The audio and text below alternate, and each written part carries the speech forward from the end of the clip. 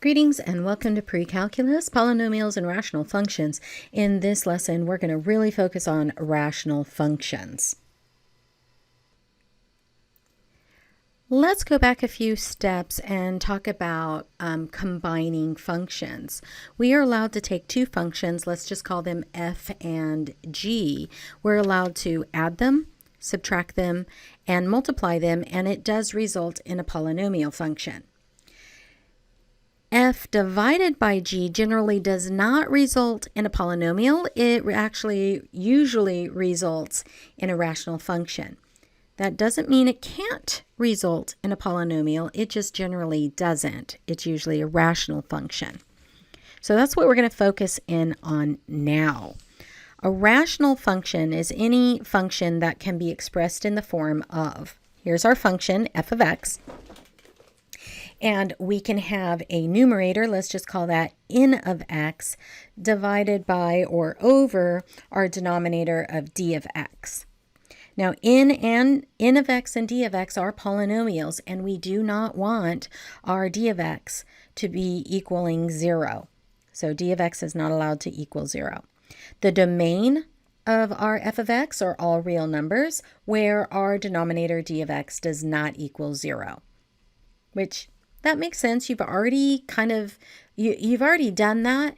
It's just kind of making it formal that these are now polynomials versus just monomials or just numbers. So some examples of rational functions are, let's say f of x equals x minus 1 over 2x plus 1. G of x is 5y over y squared plus 1. H of t is 3t squared minus 4t minus 1 all over t minus 2. And f of z is 3z to the fourth minus 5z squared plus 1. And you might be saying, hey, what? That's not a rational function. That's just a polynomial. And because we can throw a 1 underneath it, indeed it is a rational function. Just like the number 3, although a whole number, we can write it as a rational number if we throw a 1 underneath there. So here are some examples that are not rational functions. S of x being the square root of 1 minus x squared, and g of x is the absolute value of x over x. Now here's the reason why. Our domain, remember, our domain has to be all real numbers except where the denominator is 0. So our real numbers, our domain should be all real numbers except -1. But there's a problem. We're not allowed to have negatives up here. So even though our negative might become positive, let's say -1 squared is 1, 1 minus 1 is 0, that's totally acceptable. But let's do 2, -2. -2 times -2 is +4. 1 minus 4, that's not a real value. So it's all the numbers that create a real number, and therefore our domain is kind of butchered here. In terms of g of x, this is an absolute value and it's not smooth. And therefore, it kind of fails to be our rational function, just like a polynomial. We want our polynomials to be smooth curves. We also want our rational functions to be smooth curves. Let's run through some examples and find our domain of our rational function. Our first example is going to be f of x equals 3x squared minus 12 all over x minus 1. Our second function is going to be g of x equals x all over x squared minus 6x plus 8. And then our last one we're going to do an example of is h of x equals x squared minus 4 all over x minus 2. So let's look at the first one. 3x squared minus 12 all over x minus 1. Now we don't want our denominator to equal 0, so this x minus 1 can't be 0. And solving that equation, we get x cannot be 1. And therefore, our domain is everything but 1. So it's -infinity to 1, not including it, unioned with 1, again, not including it, all the way up to +infinity. Not so bad, right? Finding the domain, you've already done this a couple times. Now let's look at b. our second one, where our denominator is x squared minus 6x plus 8. Again, we don't want this polynomial d of x to be 0. So let's set the x squared minus 6x plus 8 to 0, to not be 0. And it looks like this can be factorable. 8 is 4 and 2, same sign, so negative 4 and negative 2. Solving those, we get x cannot be 4 and x cannot be 2. And therefore, our domain is everything else. So negative infinity to 2, not including it, union with 2 through 4, and then 4 to infinity, not including 4. All right, now let's look at h. h equals x squared minus 4 all over x minus 2. Now, I get the fact that the denominator, we don't want to be 0. We did it in the previous examples. We don't want this one to be 0. So we have x minus 2 should not equal 0, and therefore we get x does not equal 2. And therefore our domain are all real numbers except for 2. In other words, negative infinity to 2, 2 to infinity, not including the 2's. Not so bad, right? Because our domain sometimes has holes in it, like our previous one where x equals 2, we don't want that value to be anywhere in our graph of our function. It's going to create what's called, spots where we don't want, and it's also called vertical and horizontal asymptotes. The graph of our rational function may consist of several pieces because we might have these values it's not allowed to be. But every piece that we do have is smooth and continuous. We will separate the pieces with dashed lines. That's what's called these asymptotes. And those points will be excluded from the function's domain. So let's consider f of x, where f of x equals 1 over x. Our domain, well, x cannot be 0. We don't want a 0 in the denominator. So our domain is negative infinity to 0, not including, 0 to positive infinity. And therefore, x equals 0 is included. Well, x equals 0 is actually a line. It is a vertical line. And if we build this line on our graph, we're not allowed to go over this line. In fact, our graph will approach it, but it will not touch it. It's not allowed to be 0, so it will never touch this line. Now consider all the values of x near 0. So we're still working with this function. Okay. And I'm just going to reveal all of it. When x is negative 1, that's 1 over negative 1. In other words, negative 1. When x is negative 0.1, throw that in there, you get negative 10. Negative 0.01, as x gets smaller and smaller and smaller, our f of x gets larger and larger negative, or I should say more and more negative. 0 is not allowed, but we're going to place a placeholder there. And as we work from getting smaller to larger, on the positive side, our values actually get smaller. We go from 0.0001, and in our function, that turns out to be 10,000. 0.001 is 1,000. 0.01 is 100. Plugging in a 0.1, we get a 10. And once we plug in a 1, we get a 1. So as we approach f0 from the left, think of this as a number line. As we approach it from the left, we're going to use this particular symbol to signify that. So as x approaches 0 from the left, this negative does not mean, you can think of it as from the negative side of things, but it doesn't mean you're necessarily in the negatives. It's just approaching from the left. F of x got smaller and smaller and smaller, so it approached negative infinity. As x approaches 0 from the right-hand side, we're going to use a plus symbol to signify the right-hand side. F of x approached infinity, positive infinity. And therefore, x is x equals 0 is what's called a vertical asymptote. We're never going to reach 0 because we're not allowed to put 0 in there, but we can get closer and closer and closer to 0 without actually getting to 0. Let's specifically talk about a vertical asymptote. Let's say the line x equals a is a vertical asymptote. It would be a vertical asymptote if one of these things happen. F of x approaches infinity as x approaches a from the right, or x approaches a from the left. If f shoots off to infinity as it approaches a from either the left or right, or if f of x approaches negative infinity as x approaches a from the right or left, then that is what's called a vertical asymptote. Remember, as x approaches this a value, we're going off to infinity. And since infinity is a concept, we're never going to get there, and therefore we will never get to a, either from the left or the right.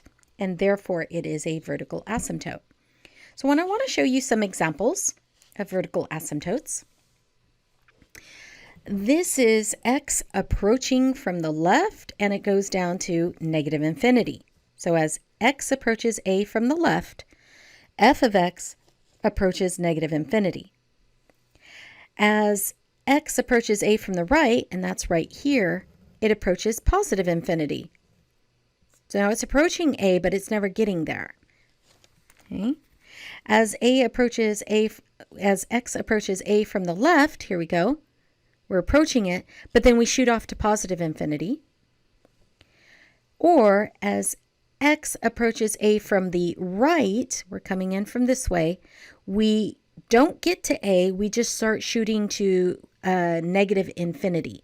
We will never get to a, and therefore all of these a values, these vertical lines, are asymptotes.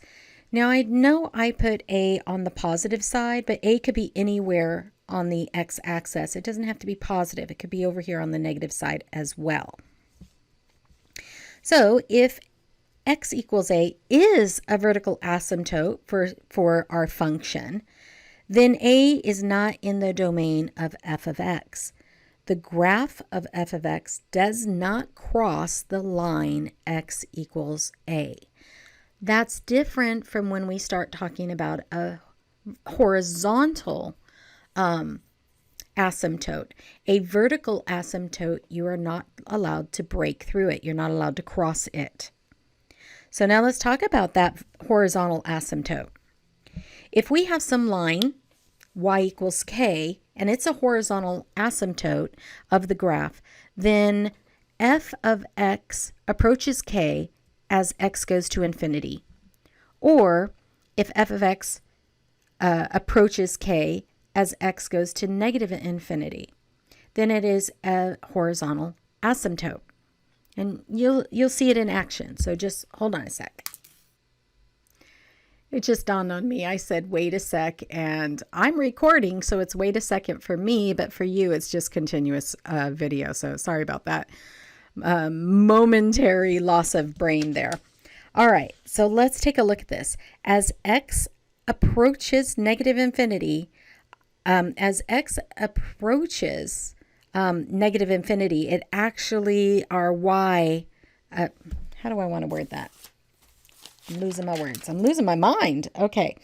As our f of x approaches our k, our x approaches positive infinity here, right? As x approaches positive infinity, our f of x approaches our boundary of our k. Now, here, our x is approaching positive infinity. Our f of x approaches this line. Now, I said with a vertical asymptote, you are not allowed to cross, but with horizontals, you can. Eventually, your value, so here's our as x approaches infinity, so we're going to the right to infinity. Our function jumps up, but then it comes back down and it approaches k. It balances out to approach k. Likewise, in this fourth option, As x approaches infinity, our f of x approaches k, and we can swing down underneath it and then come back up, and it will eventually kind of flatten out to our just above our k value, because remember, we can never hit our k. It is a horizontal asymptote. And you can change the direction of x. As x approaches negative infinity, it just means it's coming in for the opposite direction. It's going to the left versus the right. It still can have a horizontal asymptote. Now, I've already kind of talked about how these things are read, but I'll go through this as well. Symbol, a approaches, or x approaches a from the left. A is getting arbitrarily close to a, with x always being less than a. X always being less than a. It's getting arbitrarily close. I mean, close and close and close and close and closer, but it's never reaching a. X approaches a from the right. X is getting arbitrarily close to a, with x always being greater than a. That's what that means. X is approaching negative infinity. Well, x decreases without bound. Of course, we're never going to get arbitrarily close to infinity, because infinity is a concept, not a number. And x approaches positive infinity. X increases without bound. Okay, again, we don't arbitrarily get close to infinity. We increase without bound. So I don't want to say quickly, but let's go through the translations of our f of x equals 1 over x. We can graph any function in the form of g of x equals ax plus b all over cx plus d by thinking about those translations that we had in our previous polynomials. And starting with our basic function of 1 over x, we can use our translations to get to our new graph, how our new graph looks. Okay, let's graph each rational function, identify the vertical and horizontal asymptotes, and state the domain and range of our functions. The first one we're going to work with is g of x equals -2 all over x plus 1. Our second one is h of x equals 3x minus 2 over x minus 1. So let's take the first one. G of x equals -2 x plus 1. Now, what is it that we're looking for? Well, to graph this, we can think back on our basic functions, basic polynomials. And let's first write g of x in terms of f of x. This looks a lot like 1 over x. And if I had 1 over x, it's going to, let's pull out the -2 first, and I have this 1 over x plus 1. Well, that's really -2 times f of x plus 1, considering that f is 1 over x. So we can see it's shifted 1 to the left, that's from here, and this -2 is going to be stretched vertically too and reflected about the x-axis. The negative reflected about the x-axis, the 2 makes a stretch vertically, and therefore it looks like 1 over x, but it has these transitions.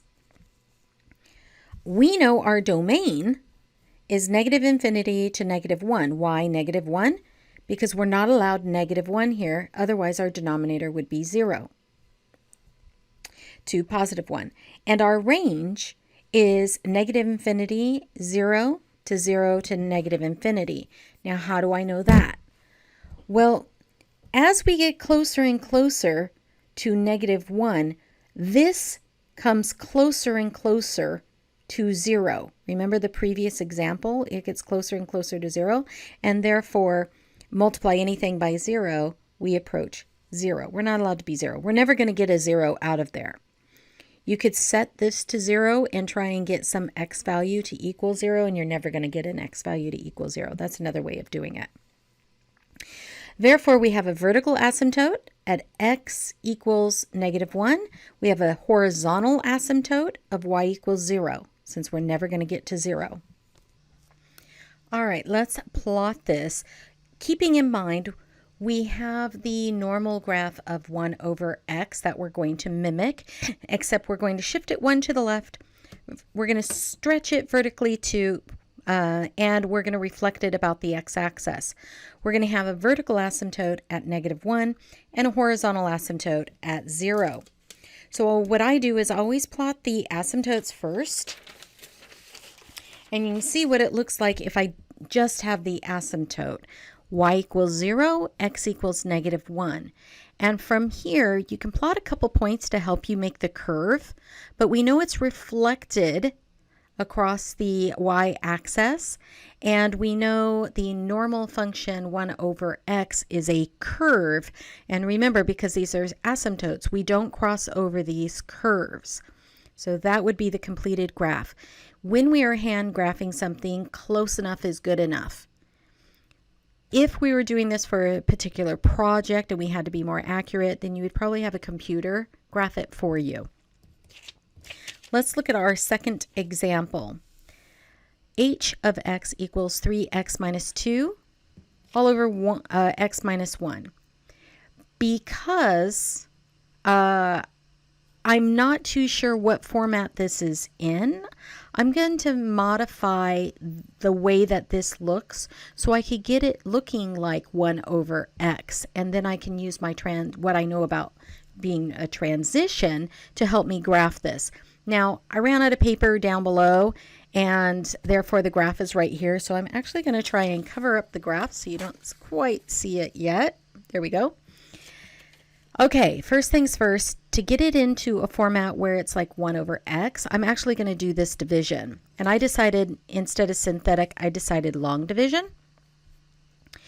So I know that x minus 1 goes into 3x minus 2 3 times with a remainder of 1. So it's going to be 3 plus 1 over my divisor, x minus 1. So here we go. 3 plus my remainder, but I'm going to go ahead and switch the order of this. It's addition, so it doesn't matter which order I do it in. I have 1 over x minus 1 plus 3. This tells me, this x minus 1 tells me it's a horizontal shift to the right. This plus 3 tells me it's a vertical shift of 3 up from the normal 1 over x graph. All right, so here we go. Shifted 1 to the right and up 3 vertically. And we do have an asymptote. So we have the asymptote of this 3, and we have the asymptote of a 1. We don't want the denominator to be 1. And then again, it looks like x over 1. I've sketched the graph. I'm not 100% accurate here, but you can check a point, let's say +2, and see where it goes, and give yourself a point or two just to make sure that your curve is correct if you want to. Otherwise, close enough is good enough at this point. All right. So using my asymptotes, using my domain and range, this is the image that I get. Okay, when we're finding the vertical asymptotes, we have some tools at our disposal. So let's take our function f of x, and we can put it into a rational function where n of x is over d of x. Remember, d of x we don't want to be 0.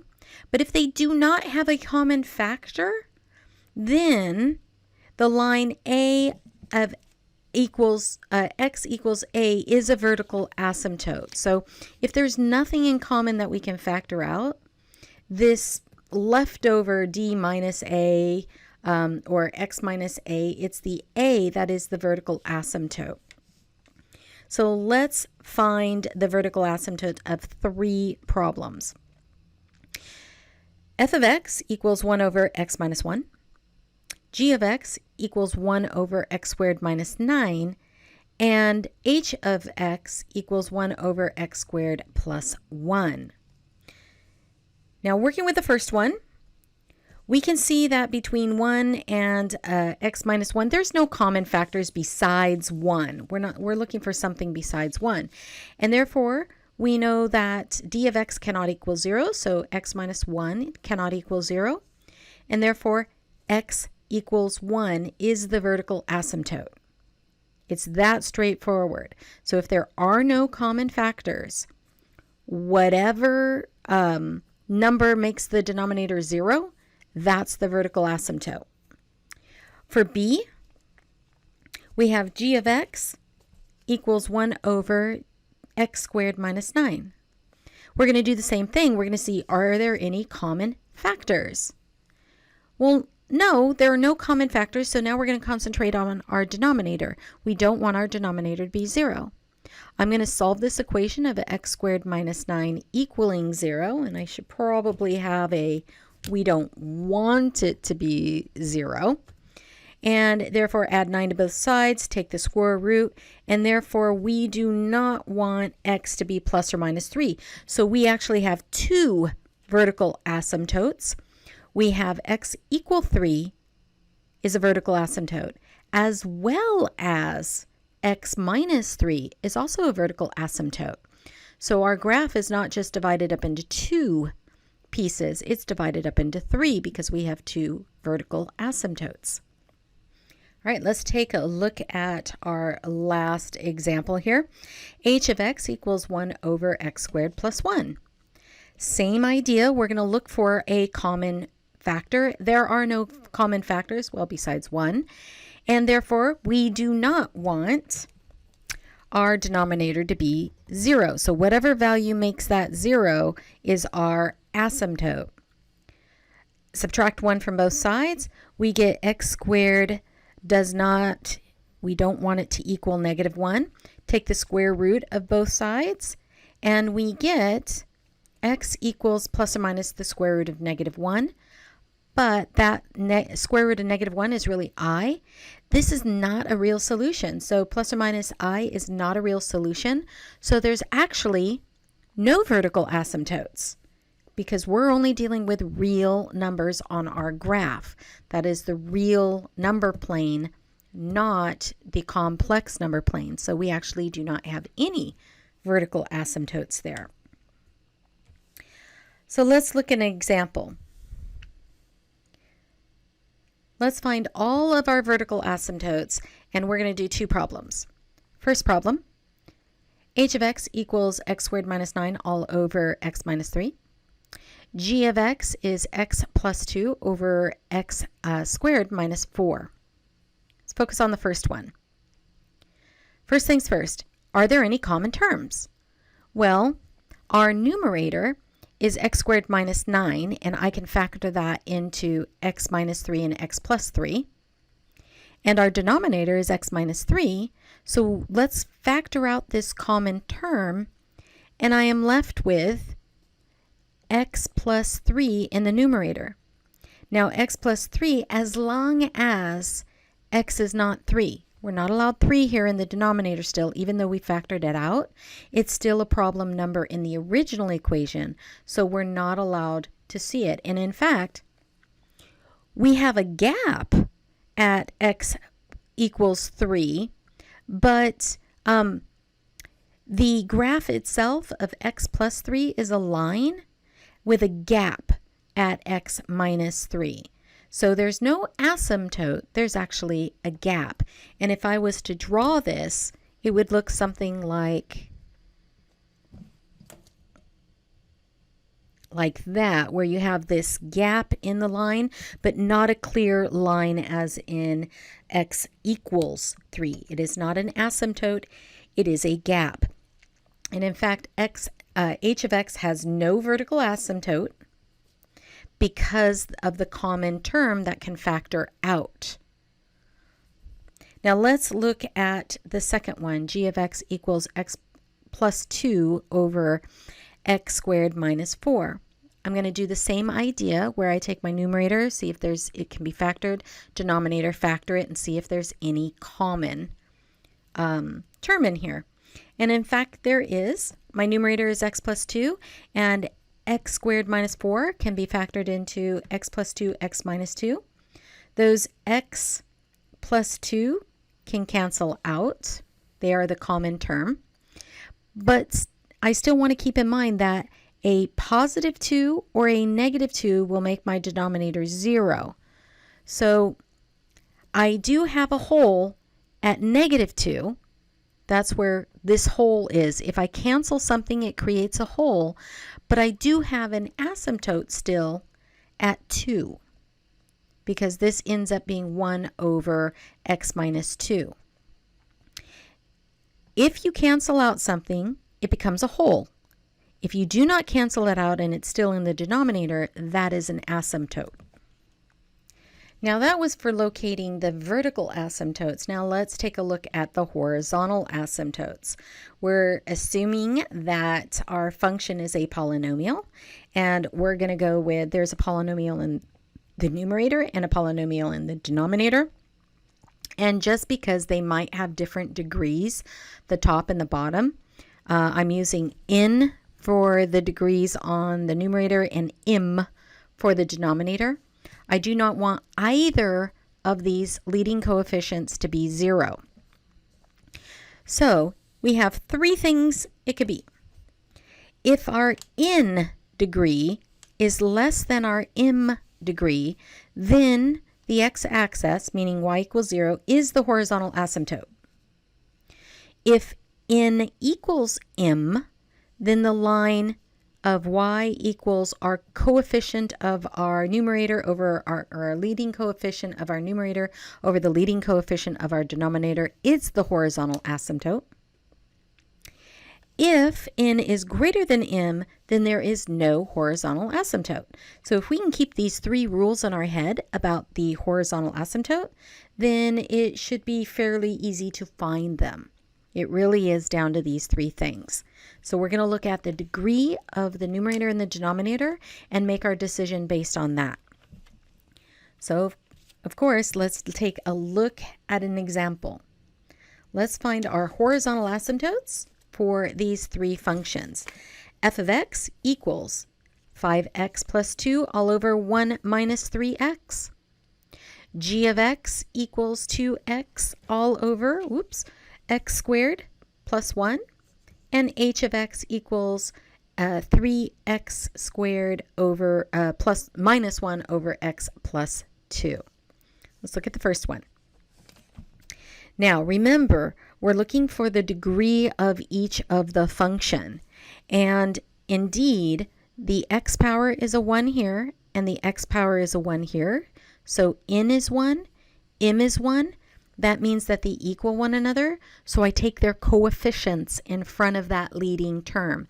Now I get the fact that this is written with the minus 3x, but if we were to write that in descending order, that's 5x plus 2 all over negative 3x plus 1 in descending order.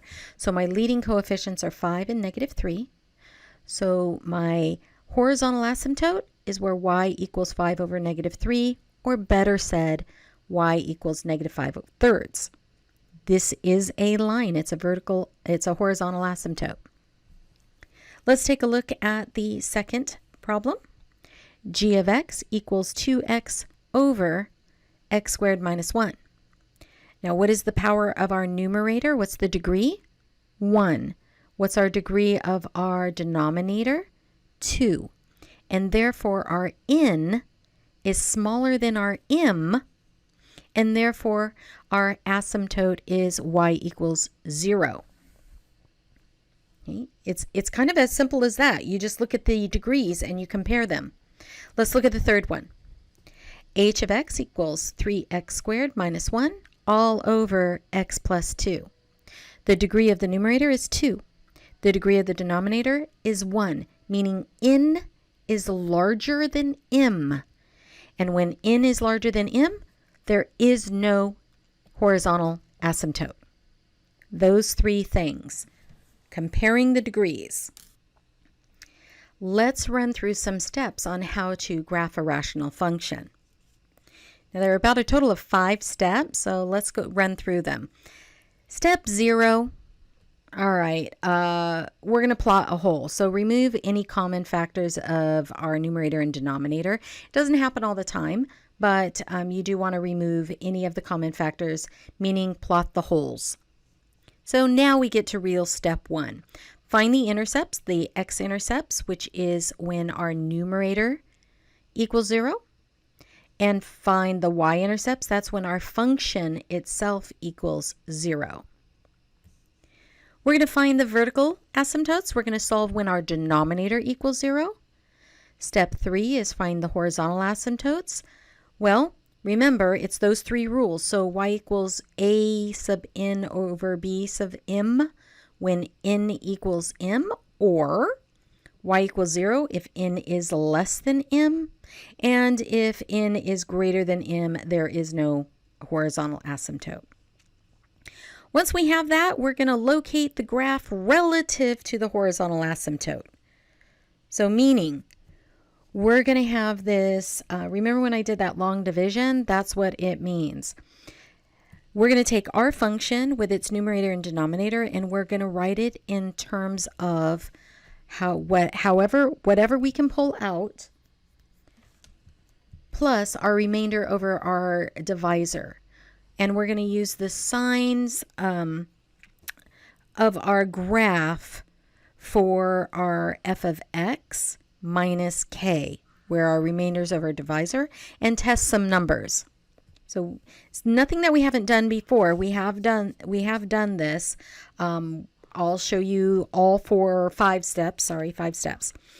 And then we're going to figure out by using these testing of the numbers, is the graph above or below the y-intercept? That's what this y equals k. Not the y-intercept, the asymptote, the horizontal asymptote. Then finally, we're going to sketch the graph. So it's those 5 steps. Let's run through a problem. Let's graph the rational function f of x equals 2x squared minus 2 all over x squared minus 9. First step, do we have any holes? Do we have any common terms? And to be able to do that, the easiest way to see it is if we factor it. The numerator can be factored in as 2 times x plus 1, x minus 1. The denominator can be factored as x plus 3, x minus 3. And in fact, there are no common terms, meaning there are no holes, there are no gaps in our graph. Now, step 1. Let's find the intercepts, the x-intercept first. This is when our numerator equals 0. So I've got it already factored, so I might as well keep it factored. So 2 times x plus 1 times x minus 1 equals 0. That means that my x-intercepts are at x minus 1 and x equals 1. Now these are not asymptotes. These are my intercepts. This is where it crosses the x-axis. Okay, now we're going to find, we found the x-intercepts, which is 1 and negative 1. Let's find the y-intercept. Well, that's the function evaluated at 0. So when x is 0, what do we get? We get 2/9. All right, so our x-intercepts are negative 1, 0, and 1, 0. And our y-intercept is 0, 2/9. Step 2, let's find our vertical asymptotes. Our vertical asymptotes are where our denominator equals 0.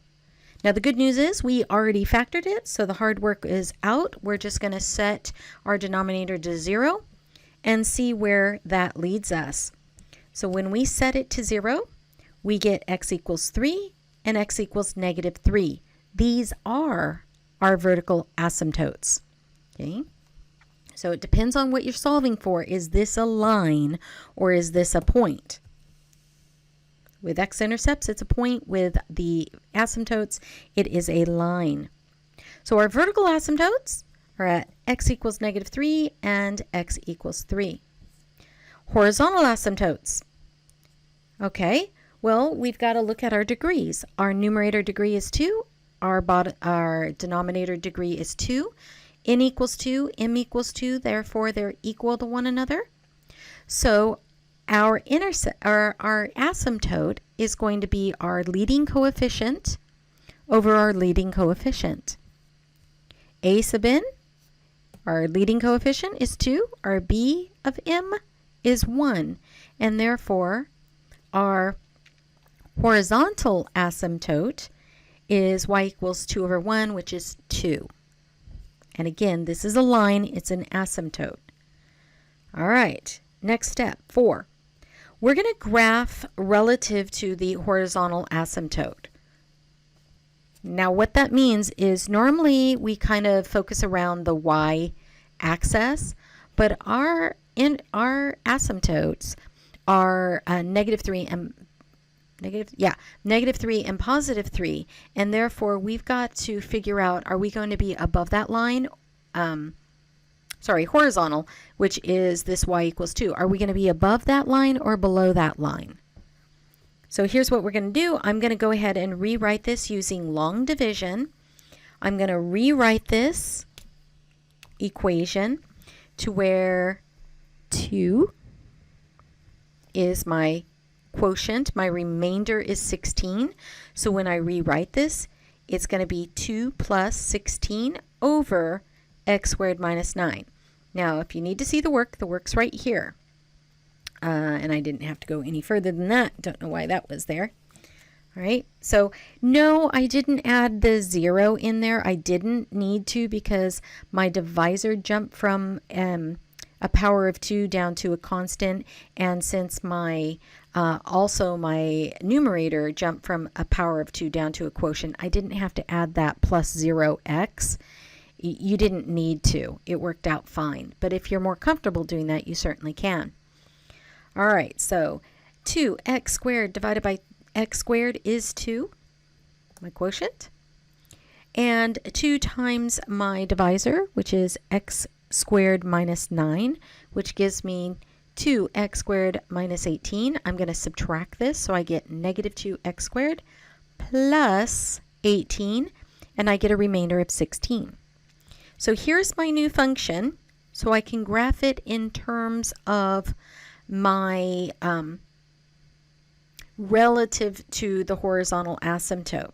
And I'm going to pick a couple of values that are, okay, so we are dealing with this f of x equals 2 plus 16 over x squared minus 9. So it looks like 1 over x squared is going to be my base function. I do want to pick a few points on each side of the asymptote. So x equals negative 3 and x plus 3, so I need something a little bit below it, in between it, and above it. So the numbers I've selected are negative 4, 0, and 4. Plugging in negative 4, and this also gives us a point to plot, by the way. Plugging in negative 4 into our equation, we get 30 over 7, which is greater than our horizontal asymptote of 2. Remember, we're comparing it to our horizontal asymptote. When I plug in 0, I get 2/9, and therefore that's less than 2. And when I plug in 4, we get 30/70, which is greater than 2. Meaning anything below negative 3 is going to be above my asymptote, my horizontal asymptote. Anything from negative 3 to 3 is going to be below our horizontal asymptote, and anything above 3 is going to be above our horizontal asymptote. Let's put it all together. So to summarize, we found our x-intercepts at negative 1, 0, and 1, 0. So those are nice 2 points we can plot. We found our y-intercept. It's at 0, 2/9. We have a vertical asymptote at x equals negative 3 and x equals 3. We have a horizontal asymptote at y equals 2, and we tested some points. Negative 4, we got out 30/70, which is a little bit over 4. 0, 2/9 is below, and 4 and 37ths, again, that's a little bit over 4. And these points our graph is going to be above our horizontal asymptote and below our horizontal asymptote and above our horizontal asymptote. So once we put all this information together, here's what we get. I've plotted some of our points. We go off to negative infinity, down to negative infinity. Here we have our curve from our partial. And again, it's helpful that we've had these extra points to plot so we know how we're connecting. We know it didn't go some wiggy way that it went this center part, that it didn't go above the line, because we tested and we knew it was below the line. So these had to be some kind of curve like this. All right. Oops, hit my camera. Now that was with just plain horizontal and vertical asymptotes, but sometimes we have what's called oblique asymptotes, and that's just a very fancy way of saying you have slanted asymptotes. They're not just perfectly vertical or horizontal, you have oblique or slanted asymptotes. So here we go. We're going to use our graph, we're going to graph f of x equals x squared minus 4 all over x plus 1. Our steps have not changed. It's just how we get our asymptote isn't going to be just x equals 2. It's going to, or y equals 2. It's probably going to be in the form of a line because it has some type of slope. All right, let's run through all of our steps. Steps 0 through 5. Step 0. Are there any common terms? I'm going to factor the top and factor the bottom if I need to. In my numerator, x squared minus 4 factors into x plus 2 and x minus 2. Our denominator is x plus 1, and no, there are no common terms, so there are no holes or gaps to graph. Let's go for our intercepts. Our x-intercept is when our numerator equals 0, so it turns out x minus 2 and x plus 2, positive 2 are our x-intercepts. Our y-intercept is when we plug in 0 and find out what pops out. So plugging in 0, it looks like a negative 4 pops out. So we get 3 points here. Our x-intercepts are negative 2, 0, and 2, 0. And our y-intercept is negative 0, negative 4. Second step. Let's find our vertical asymptote. That is when we set our denominator to 0. And therefore, x plus 1 equals 0. Solve that. It's pretty straightforward on that one. We get x equals negative 1. Now let's find our oblique asymptote. Now we know it's slanted because it's in this section, but when you run through this, we're going to have this long division to do. Just like as before, let's go long division. And I did need the 0 here. And it turns out, when I do this long division, x goes into x squared, x times, bring down your terms. Yes, I did need the 0 x's here because my top skipped, but my bottom didn't. So I needed this 0x to keep my places. Next term. I have negative x minus 4, so x goes into negative x, negative 1 time, and my remainder is negative 3. So I can rewrite this function as x minus 1 minus 3 over x plus 1. And therefore, remember, our asymptote is when our x approaches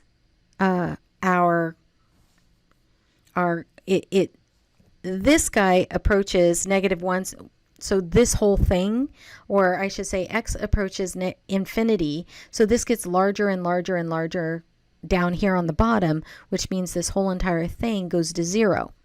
And because this whole entire thing goes to 0, the leftover is your asymptote. And because our asymptote is x minus 1, that is a line, meaning it's slanted, it's oblique. All right, so in terms of what our graph does in relation to this asymptote, we need to figure out, are we above it or below it? So again, we're going to select some points, and our points are going to rely on where our asymptote is when y equals x minus 1. But we have a horizontal asymptote, a vertical asymptote of -1. So I'm going to just choose something beside it and something to the left and to the right. Can't talk right now. And I want to know what is the sign of this function. Okay. Not the x minus 1. I don't care about that so much right now. I care about this part right here where the function is really getting its shape. All right. Throwing in -3, I get -3 over -2, which is 3/2, which is actually greater than when I throw in a -3 into our asymptote, I get a -4. So this is greater, meaning it's above this line. When I throw in a 0, I get -3 over 1, which is -3. Throw in a 0 here. I have 0 minus 1 is -1. That means that -3 is less than -1, and therefore it's below this line in terms of our asymptote, our oblique asymptote. All right, let's put it all together. We know our x-intercepts are -2, 0, and 2, 0. We know our y-intercept is 0, -4. We know our vertical asymptote is x equals -1. We know our oblique asymptote is y equals x minus 1. That is a line. We did test a couple points, -3, and it popped out a -2.5, and 0, -4, 0, and we got a -4. Now you can test a couple of more points if you need more points. I actually tested -1.5 and 3. And when I tested throw in -1.5, I got 3.5. And when I checked in 3, I got 1.25. Having all of that, the first things I'm going to do is graph those asymptotes. So you can see I have the vertical asymptote at -1, and then I have this line y equals x minus 1. And I know it's still curved, but I used the points to kind of shape my graph. I know it comes very, very close to these lines, but it never goes past those lines. So that's what's called an oblique, a slanted asymptote. All right, now let's put this in action, because in real life we really do work with these values. And so I'm going to focus on revenue. We like money, and business deals with revenue all the time. So let's graph a revenue curve. So revenue curve for an economy of a country is given by this equation, where it looks like a rational equation, a rational function to me. R of x equals x times 100 minus x all over x plus 10. Now, where x is the tax rate in percent and our R of x is the tax revenue in billions of dollars, we want to find the intercept where R of x, where x equals 10, 20, 30, 40, 50, 60. Not a problem. That's just throwing it into the function and seeing what the output is. And then secondly, we're going to sketch this graph from the values of 0 is less than or equal to x is less than or equal to 100. And then finally, we're going to find the minimum revenue using an actual calculator. All right, let's look at A. That's when we want to plug in 10, 20, 30, 40, 50, I think. All right, let's throw in 10. Throwing in 10, we get 10 times 100 minus 10 all over 10 plus 10. That is 10 times 90 over 20, and we end up with 45. Throwing in a 20 into the equation, 20 times 100 minus 20 all over 20 plus 10. That is 20 times 80 over 30, which is 53.33, or 53 and a third. Let's throw in 30 and 40. Throwing in 30, we get 30 times 100 minus 30 all over 30 plus 10. That's 30 times 70 all over 40.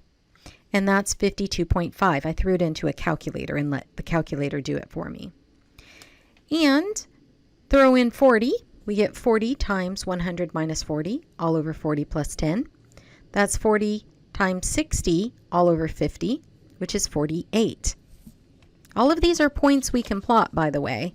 I'm going to use a calculator, but you can plot all of these. And then finally, 50 and 60, throwing in 50, we get 50 times 100 minus 50, all over 50 plus 10. That's 50 times 50 over 60, which is 41.67. And r, when x is 60, is 60 times 100 minus 60, all over 60 plus 10. 60 times 40 over 70, which is 34.29. Now we can plot all of these and connect the dots and get a sense of what our function is doing. Now we're going to sketch it from 0 to 100. And then we're going to find the maximum. Now I'm going to allow my calculator to do this for me. So first and foremost, I need to get my camera in focus. Get the camera in focus. Focus. Here we go. Better, better, better. Now I'm going to put in my function, and I'm going to be very careful on how I put it in. I'm actually going to, sorry about that. I'm actually going to, in my numerator, distribute that x inside there. So in my numerator, it's going to be x, 100 x minus, I believe it was x squared, divided by, and I believe it was x plus 10. So I need parentheses, x plus 10.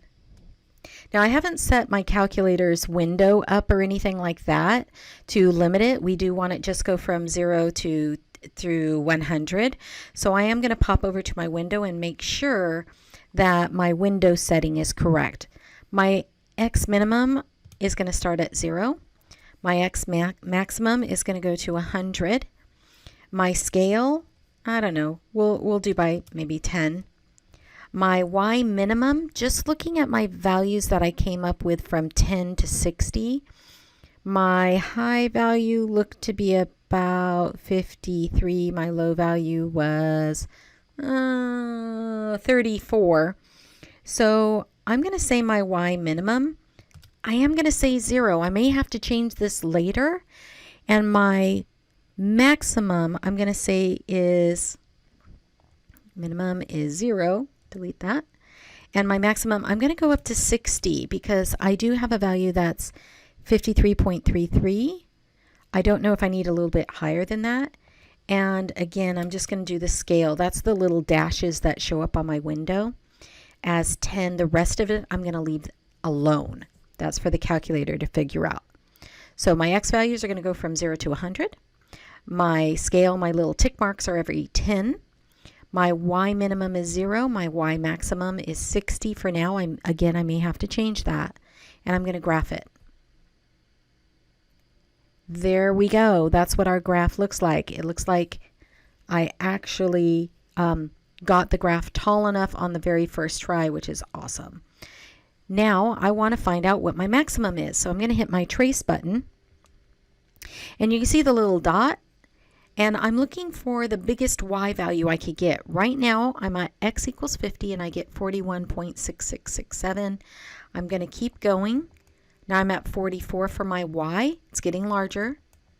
46, 48. I'm going to keep going. 53.04, 53.36, 53.57, 63, 66, 66, 62, aha, 62. So 53, 62, 66, 66.45. Okay, it looks like that is actually my highest maximum point on my graph is when x is 23.4848 and my y value is 53.66. Yeah, so if I go in on either side of it, it decreases. So in terms of my tracing capabilities, that is my highest peak on my graph. And in fact, let me remove this. There we go. There's my sketch of it using my maximum value and copying it a little bit from the picture. I didn't do too bad of a job. Yeah, that's it. All right. I know that was a little lengthy, and I know I ran through it a little bit quicker than I normally do, but rewatch it if need be, slow me down, and if you have any questions, reach out to me. Otherwise, until next time, be seeing you.